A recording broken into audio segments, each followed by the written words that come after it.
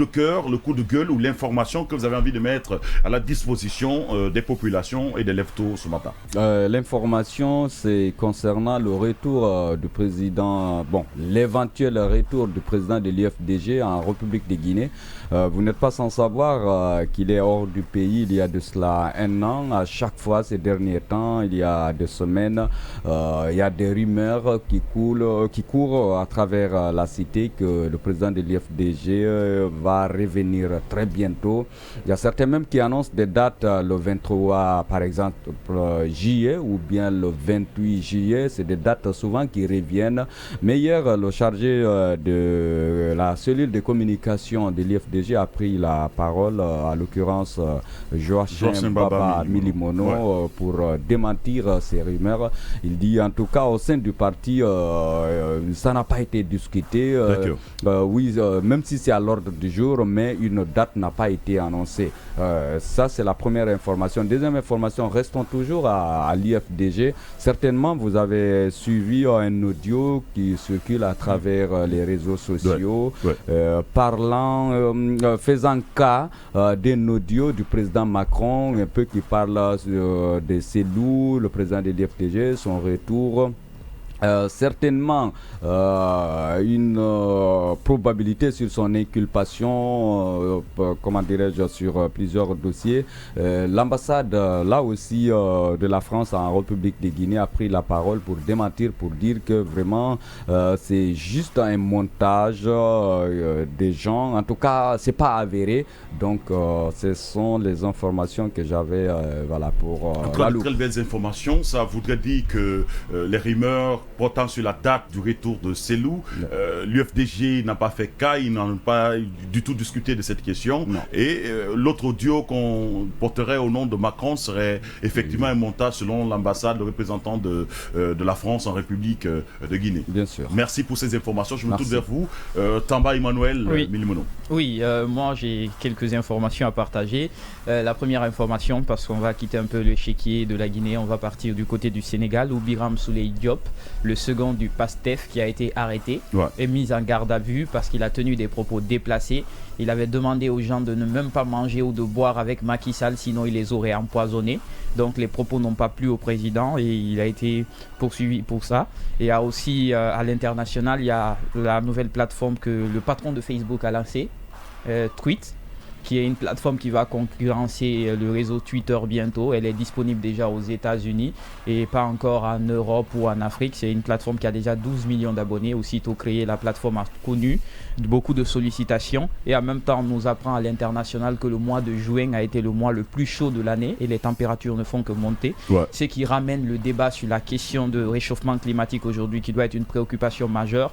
En même temps, vous avez des compagnies aériennes aujourd'hui qui sont en train de réfléchir sur quelle énergie utiliser, s'il faut utiliser du biogaz ou quoi et comme énergie pour ne plus avoir à polluer l'environnement et tout ça. Et en Guinée, on a notre ministère de la protection civile qui a reçu de nouveaux véhicules, des jolis véhicules, des patrouilles, et des bus. Une nouvelle dotation. Une nouvelle dotation de véhicules. Un mouvement. Des véhicules que j'ai bien appréciés, surtout les patrouilles qu'ils ont mis à la disposition. On a l'image de ces véhicules. Je pense que normalement on devait avoir les images. Peut-être que Mocus pourrait bien nous une vidéo que le ministère lui-même il a fait. Ils ont posté une vidéo sur leurs différents canaux digitaux où vous pouvez voir ces véhicules flambant neufs qu'ils ont eu, des véhicules de transport pour le personnel. Je pense que c'est des choses à apprécier. Il fallait que je porte un regard là-dessus. Mais les véhicules là, c'est comme les véhicules qu'on trouve en France, quoi. Oui, mais des taxis bien modélés. Bon, ça il y a trois catégories déjà de véhicules. Il y a les pick-up qu'on avait l'habitude de voir. Il y a des Hilux qu'on n'avait pas l'habitude de voir, Hilux de couleur blanche, qui sont un peu plus sophistiqués. Il y a des patrouilles aussi, très classe, très modernes. Et 2 grands bus pour le transport et aussi un autre bus pour tout ce qui est lié à la police. J'espère qu'ils vont vraiment entretenir ça parce que c'est toujours beau, Yacine, de voir dans le pays des choses qu'on voit ailleurs, mais surtout la classe dans l'entretien des policiers, des corps habillés. C'est vrai dans l'entretien, mais aussi dans la formation. Il faut qu'ils bénéficient. Déjà, c'est un bon pas.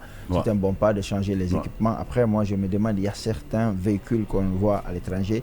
Est-ce que la police guinéenne peut les utiliser? Quand je dis peut les utiliser, c'est que est-ce que supposons qu'il y ait une course-poursuite contre des bandits, est-ce qu'ils peuvent rentrer dans certains quartiers assez accidentés? Les Audi au Qatar, par exemple. Voilà, c'est un peu compliqué.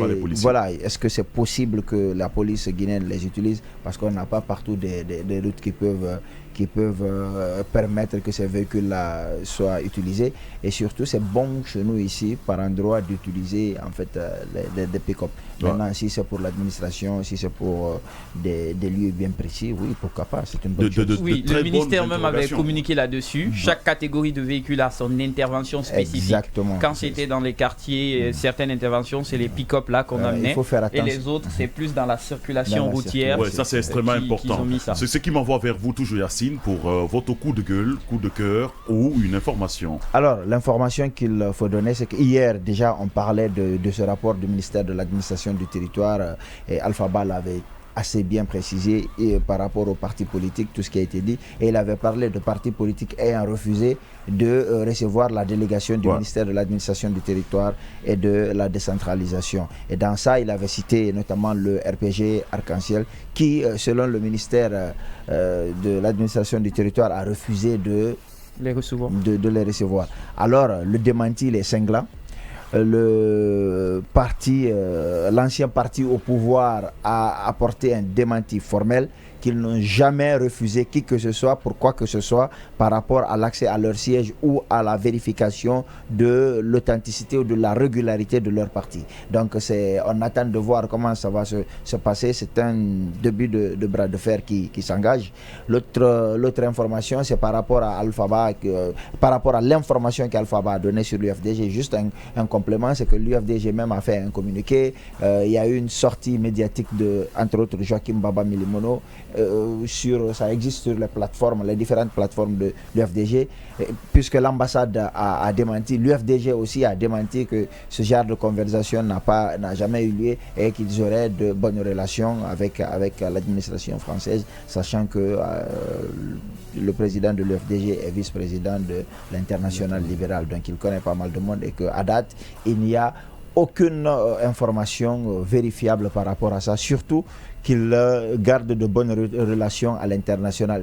Depuis son exil, il a réussi à connaître pas mal de monde et à faire une vraie offensive diplomatique. Et la dernière chose, c'est toujours par rapport aux examens nationaux, notamment au BPC. J'ai eu un certain nombre de personnes qui se plaignent de l'attitude ils disent même la presse, bon ça c'est à voir, mais surtout des autorités de l'éducation. Vous savez, en Guinée, nous sommes dans un pays laïque, mais il y a deux formes d'enseignement. Il y a l'enseignement général, mais il y a aussi l'enseignement franco-arabe. Ils estiment que l'enseignement franco-arabe est laissé pour compte parce que même dans la formation, même dans beaucoup de privilèges, les élèves de franco-arabe n'ont pas le niveau qu'il faudrait. C'est pourquoi d'ailleurs tu peux voir qu'ils ont été bien formés en arabe, mais en français ils ont les lacunes. Et cette fois-ci, ils ont vu le ministre Guillaume ou certaines autorités plutôt de l'éducation prendre des photos publiées, certains premiers de certaines communes, de certaines localités, alors que le premier de Conakry, par exemple, Mfa Moussa Bangoura du collège franco-arabe de Bellevue, qui a été premier de la région. Il faut rappeler que cette école est une école publique et que sur 95 candidats, 77 ont été déclarés admis. Et ils disent que personne ne parle de leur performance et qu'il n'y a pas beaucoup d'écoles publiques, même au niveau de l'enseignement général, qui ont fait le même type de résultats. Bien sûr, et ils se plaignent de ça. Et je trouve que ils ont raison. Ce n'est pas dénué de sens. Si c'était une école privée, j'avais mis la photo de l'enfant dans le groupe. J'espère que Mocus va...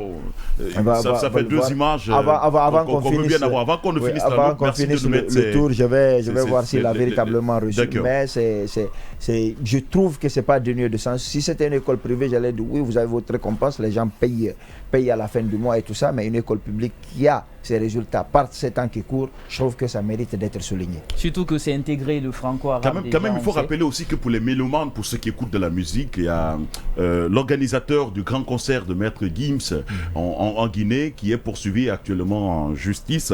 Le concert a eu lieu le 28 et le 29. Le 28 c'était au Chapiteau et le 29 c'était normalement au stade Petit Souris. Un concert qui a été boycotté par la plupart des mélomanes et des amoureux de la musique. Il est poursuivi pour 80 90 000 effectivement, euros. il a prêté 90 000 euros à une personne appelée Mohamed Touré, avec un taux d'intérêt de 250 millions de francs guinéens. Mais très malheureusement, on sait ce que le concert a produit. Et donc, il n'a pas pu récupérer les fonds prêtés. Et donc, là, il est poursuivi à la justice. Et son premier passage était hier, mercredi, c'était le mercredi, 6 juillet 2023. On espère fortement que... oui, contrairement au concert précédent de Maître Gims, qui ont eu un réel succès, surtout en Guinée. C'était une totale déception pour lui, parce que c'était la première fois les Guinéens ont boycotté son concert, et au chapiteau et au stade Petit Souris, où les gens ont été même lancés des gaz lacrymogènes. Pour dégage, effectivement. Oui, donc, mais après, c'est pas le boycott du concert, ce n'était pas dû à... C'est un mélange de plusieurs facteurs. On ne peut pas dire que c'est le boycott seulement. Première des choses, Maître Gims, c'était du déjà vu. Les gens l'ont déjà vu prester. Deuxième des choses, il n'était pas tendance. Troisième des choses, on avait en ce moment 3 événements sur Conakry. Vous aviez Maître Gims qui était là. Vous aviez Banlieue Expo qui était au même moment à 10 000 francs, qui réunissait presque tous les artistes de la nouvelle génération et les artistes guinéens. Et au même moment, vous aviez le festival panafricain des grillades qui se déroule dans la capitale. Donc le public, il était très partagé. Et on sait tous que ces événements sont des événements qui se déroulent une seule fois dans l'année. Les organisateurs sont tombés sur ces dates-là. Donc ça jouait un peu sur l'équilibre de l'organisation. Il y a aussi de la régulation des organisations. Non, les gens se posent la question à savoir justement si c'est parce qu'il y a eu ce mélange d'événements à Conakry qui a fait que le concert de Maître Gims a été boycotté, ou si c'est parce qu'il y avait le boycott Orange et l'image de Maître Gims, l'image de Maître Gims associée à Orange. Exactement. Bien joué, parce qu'à l'époque c'est tombé à cette période où il y avait boycott Orange. Sauf que même Banlieue Expo était sponsorisé par Orange, mais il y avait quand même des gens là-bas. Mais Banlieue c'est totalement différent. Non, mais on avait l'image de Maître Gims avec Orange. Banlieue, ce qui a rendu Banlieue plus intéressant, c'était à 10 000 francs. Non, c'est pas ça. En fait, c'est qui a rendu Banlieue Expo. Mais il faut savoir que les concerts qui ont précédé, l'argent n'a pas été un problème. Donc il y a plusieurs questions. On se souvient du festival de Louni aussi qui avait fait un gros flop. C'est pas aussi si ça prouve à suffisance. Bon, après on peut pas comparer Louni et Maître Gims. Il y avait Alonso qui était venu. Je vous parle de. Oui, mais lui non plus on peut pas lui comparer avec des artistes qui n'avaient jamais mis les pieds en Guinée. Non mais Emmanuel. Non mais ce que je veux dire. Interplanétaire. Non, il y a 20 millions de spectateurs lors de la Coupe du Monde. Il a rempli le concert de la France. Il y a deux choses complètement différentes. Il y a le concert organisé par Louni qui avait deux handicaps. Le premier, c'était déjà la com. Moi, j'ai trouvé qu'il n'y avait pas une vraie com, il n'y avait pas une vraie offensive en termes de communication. La deuxième chose qu'il faut préciser par rapport au concert de Louni, c'était le fait qu'il ait associé son image comme étant l'une des vedettes du concert, alors que seul, même aux différentes kermesses, il n'est pas invité. Ça a été un problème. C'est une évidence que c'est un piètre rappeur, il connaît rien. C'est avec Albert Kekson, les deux plus mauvais rappeurs de l'histoire de la République. Donc on a fini le premier de la République franco-arabe. De la ville de Conakry franco-arabe. En tout cas, nous les souhaitons merci, félicitations à vous.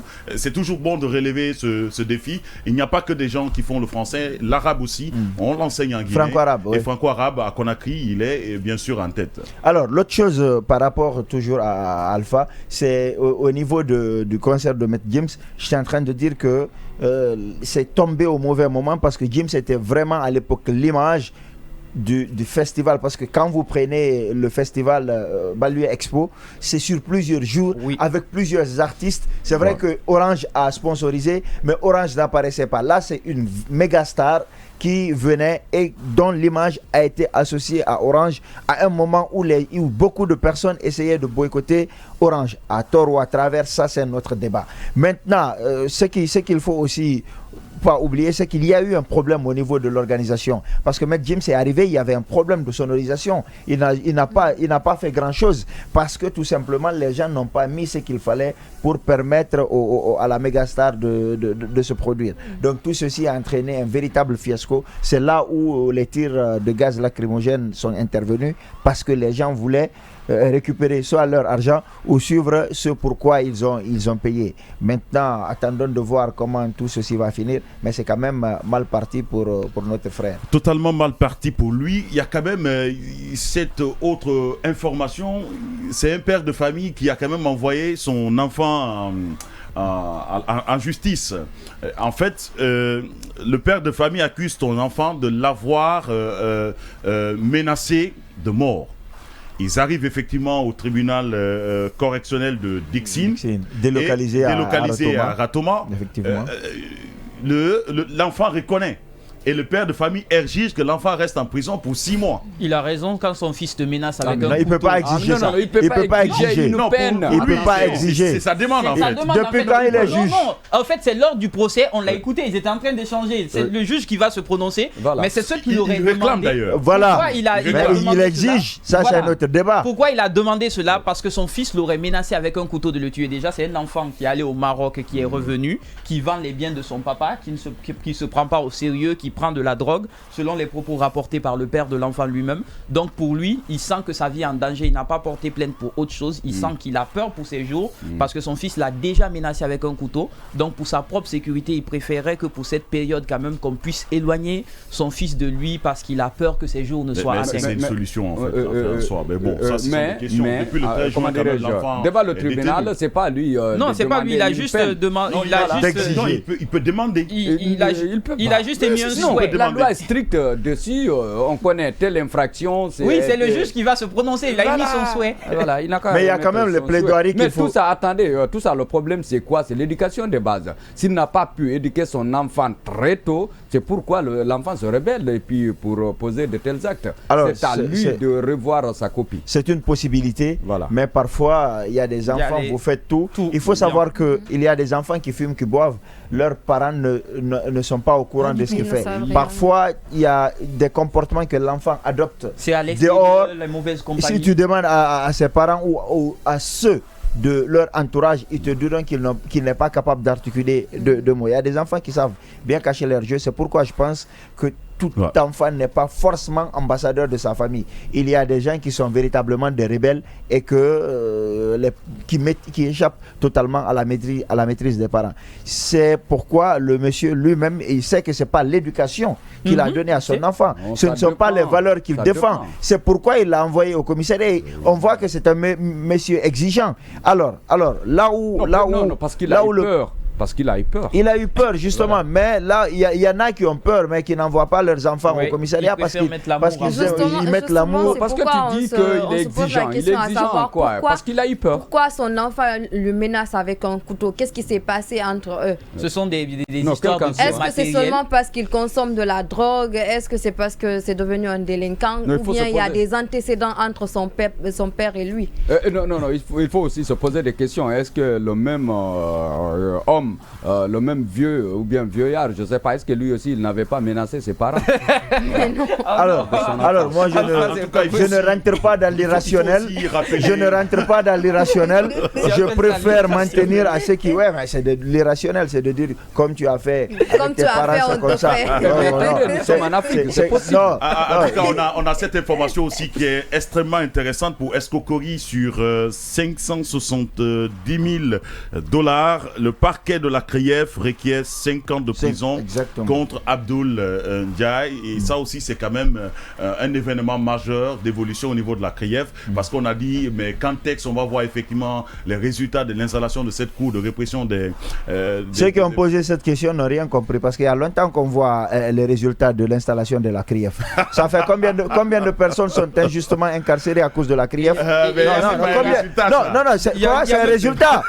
C'est un mauvais résultat. Celui qui a eu 2 et celui qui a eu 18 ont tous une moyenne, ont tous plutôt une note. Nous marquons une courte pause et revenons pour la suite de votre émission On n'est pas gelé, notamment ce terrible accident de travail qui a eu lieu du côté de Doubreka, précisément à Tercet.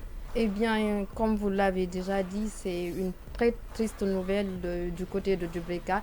2 personnes ont rendu l'âme ce matin suite à des travaux de chantier courant électrique. Nous présentons nos sincères condoléances aux familles des 2 défunts. Alors, il faut la précision qu'il faut apporter, c'est que ce seraient les machines qu'ils utilisent qui auraient touché si Mocus peut nous aider avec des fils images là, à c'est haute très bien. tension, alors qu'ils étaient avec les machines. Donc, ces machines auraient touché des fils à haute tension et donc ils sont morts électrocutés, ce qui est une... Bon, il n'y a pas de mort douce, mais c'est quand même l'une des façons de mourir qu'il ne faut pas se souhaiter parce que c'est extrêmement douloureux le courant électrique.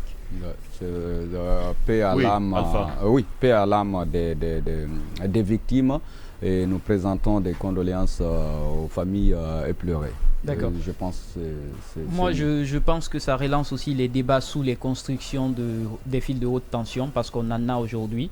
Beaucoup de personnes qui construisent sur des lignes de haute tension, ce qui ne se devrait pas le long des routes.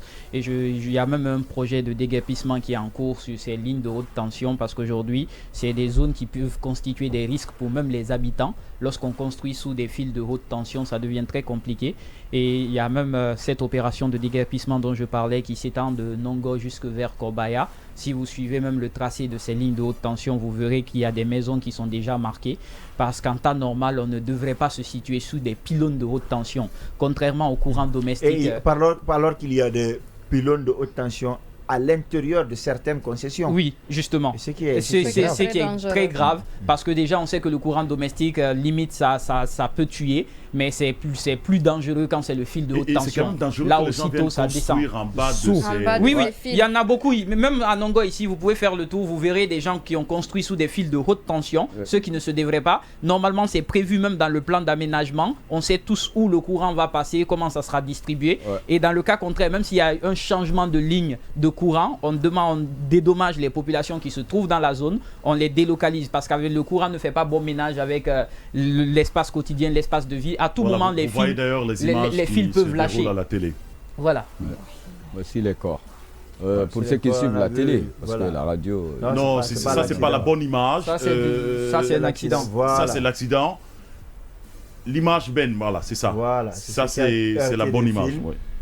Voilà, et donc vous voyez ici déjà ça parvient à heurter un fil de haute tension et il y a juste une habitation à côté. Voilà, c'est pour dire que c'est une construction sous des lignes de haute tension, ce qui ne se devrait pas. Mais malheureusement, je pense qu'aujourd'hui le Guinéen est très négligent quand il s'agit de sécurité. Que ce soit avec les eaux aujourd'hui, vous avez des gens qui construisent carrément dans les bas-fonds, qui construisent sous des lignes de haute tension, sur des passages d'eau. Aujourd'hui, il ne faut pas laisser faire ce genre de choses. Il faut que les mairies, l'habitat travaillent ensemble pour c'est quand même un sérieux problème. Alors, nous souhaitons et présentons les condoléances les plus éplorées aux familles endeuillées. Nous espérons que Dieu console ainsi ces familles et nous vous encourageons à éviter de construire sur les fils de haute tension parce que c'est vraiment dangereux, même pour la santé future des habitants de cette maison. C'est hautement dangereux. C'est mieux d'éviter les hautes tensions.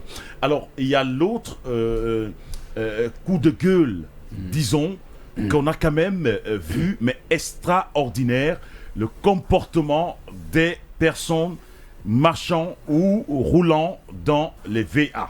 Alors, on a vu cette image, on a tous déploré beaucoup d'accidents qui se font ici parce que le conducteur serait en excès de vitesse ou encore le conducteur serait à contresens. Mais là, il y a une file, il y a un embouteillage qui se fait et celui qui a la voiture administrative, je ne sais pas pourquoi, il laisse cette file et puis prend le contresens et essaye d'aller. Et c'est juste du côté de Taouya, à côté du marché, non loin des rails là. C'est là il a décidé de dévier. C'est pas loin en plus de la mairie, il y a un commissariat juste devant.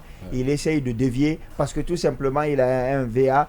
Et souvent, on utilise ça pour influencer la police. Ce qu'il a fait, ça a failli entraîner des accidents. Parce que vous voyez, au moins, il double, il y a quelqu'un qui traverse. Et là, il est bloqué. Il y a aussi le bus qui arrive au loin. Et donc, s'il se croise, il ne pourra pas passer. Le bus qui est dans son droit ne pourra pas passer. Finalement, c'est un engrenage, c'est un embouteillage qui se fait. On voit la plaque d'immatriculation, c'est VA 7626 série A. Je pense qu'il y a déjà eu un précédent par rapport à ça. Quelqu'un a été sanctionné pour avoir utilisé le véhicule pour transporter des agrégats. On espère que lui aussi sera rappelé à l'ordre parce qu'il a utilisé le véhicule. Mais de toute façon, à Conakry, ici, les gens le font, mais n'importe Justement, c'est pourquoi il faut dénoncer. L'indiscipline. Non, c'est l'indiscipline dans la circulation. J'imagine que de l'autre côté, quelqu'un arrive à pleine vitesse, c'est la cata. C'est la cata comme ça, parce qu'il y a rien. Des fois, les citoyens sont obligés de fuir pour s'éclipser totalement de la route. Le problème, il y a un VA qui arrive en toute pompe et avec 4 côtés. Et pire même, les véhicules RC le font aussi, parce que les VA le font. RC, mais surtout les voitures VA. Si vous voyez, il y a beaucoup d'accidents, il y a trop d'accidents dans la circulation. C'est dû à l'indiscipline dans la circulation. Il y a un manque de civisme total des conducteurs. C'est pourquoi il y a des chauffeurs, il y a des chauffards et il y a des conducteurs. Et il y a, je sais même pas. Rares sont ceux qui conduisent les VA qui respectent les feux. Et quand les VA font ça, les autres voitures suivent directement la ligne. Et ça fait ça devient une file, 3 lignes, alors que même les 2 lignes, c'est compliqué. Et ça fait même que les feux, ils ne c'est pourquoi il y a beaucoup de personnes. C'est dehors la loi. Il y a beaucoup de personnes qui ne prennent pas cette corniche. Pourquoi? Parce qu'elle est assez restreinte et il y a beaucoup d'indiscipline. Ils préfèrent prendre l'autoroute Fidel Castro ou l'autoroute Le Prince. Et les forces de l'ordre sont championnes dans ce Non, les forces de l'ordre, la police. La police trouver l'argument qu'ils sont en mission. Non, c'est pas ça. C'est pas ça. Baisse juste la vitre et donne un billet de 5 000. Tu passes ou un billet de 10 000. Non, tu n'as pas compris. Quand je dis c'est les pick-up qui sont dans la circulation avec leurs sirènes. Alors, je ne parle pas. Je ne vais pas parler des forces de tu le vois. Peut-être tu as peur. Mais sur cela. Alors. On voit ça en longueur de journée. Dis la vérité. Je ne pense pas qu'il ait peur. Alors, je peux avoir peur. Je peux avoir peur. Mais ce que je suis en train de dire, c'est que ma peur, ce n'est pas lié à ça. Non. Ce n'est pas lié à ça. Pas laisser ça. J'ai peur notamment de Dieu. Ce que je voulais dire, c'est que je ne parle pas de ces gens-là parce que c'est un domaine que je ne maîtrise pas. Il y en a parmi eux qui sont en mission.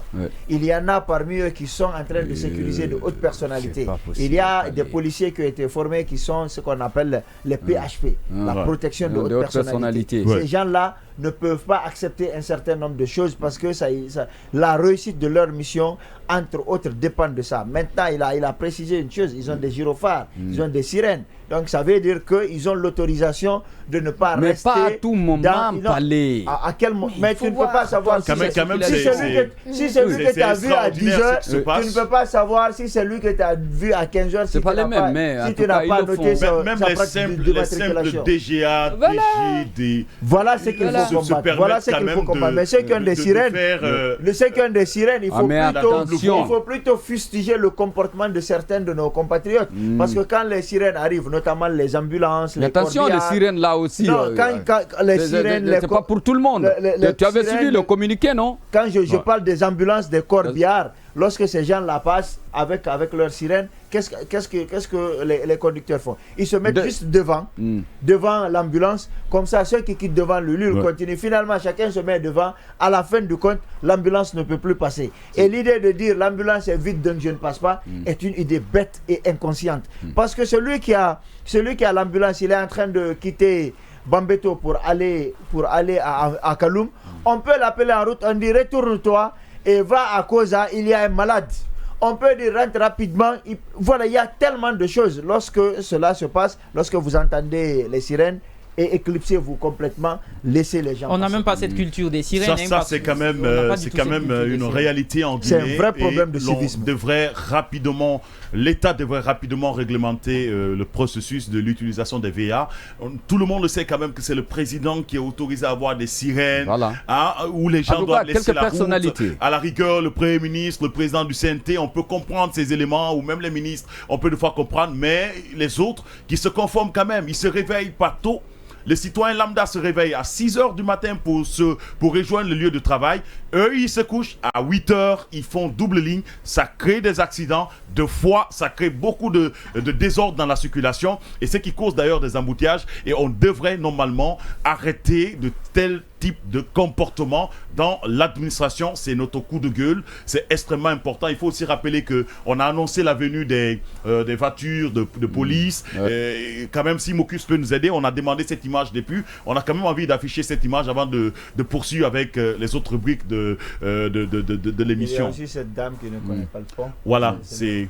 Ça, c'est Yacine, les véhicules que tu demandais qui vont en intervention dans les quartiers, c'est bien ceux-là, les pick-up. Et il y a les véhicules. Je crois que le ministre Bachir fait fort, ce qui est évident. Non, il faut renforcer les capacités. Il faut former. Il faut former. Il y a trop de policiers non formables. Je pense que c'est cela. Oui, non formables. Non formés ou non formables? Non formables. J'insiste là-dessus. Des policiers qu'on ne peut pas former. Qu'on ne peut même pas former parce que voilà, vous comprenez. De quoi? Non, ça marche pas. C'est que vous savez, dans le recrutement, ça marche pas souvent. On prend souvent quelqu'un qui est raté dans la famille. On dit ah bon, qu'est-ce qu'on va faire avec lui? Il est indiscipliné. On dit ah non, il faut l'enrôler dans l'armée. Donc ce qui est extrêmement compliqué, c'est qu'il faut éviter. Non, c'est pas tout le monde. Il y a de très bons cadres dans l'armée. Il y a de très bons cadres qui sont bien formés, mais par contre, il y a des indisciplinés là-bas. Il faut faire comment on appelle ça, une enquête de moralité avant d'enrôler tout le monde dans l'armée. Sinon, c'est pourquoi il y a des répressions. Moi, je pense qu'il faut prévenir, il faut sécuriser avant de réprimer. Mais si vous voyez, lors par exemple des manifestations, on ne sensibilise pas, c'est la répression. Il est dit, quand des agents viennent dans un lieu pour intervenir, quand il y a manifestation, on doit utiliser d'abord des sirènes, des klaxons pour alerter, pour dire que les forces de l'ordre sont là, pour essayer de disperser, pour utiliser les armes conventionnelles. Il faut avant tout il ne faut pas aller directement à l'affrontement. Mais si vous voyez ici, il y a certaines unités dont je ne pourrais pas peut-être citer ici. Une fois arrivé sur le terrain, on jette des gaz lacrymogènes. Oui, aujourd'hui, ici à l'antenne, comme toi, comme tu l'as fait tout à l'heure, là, qui a fui. Moi,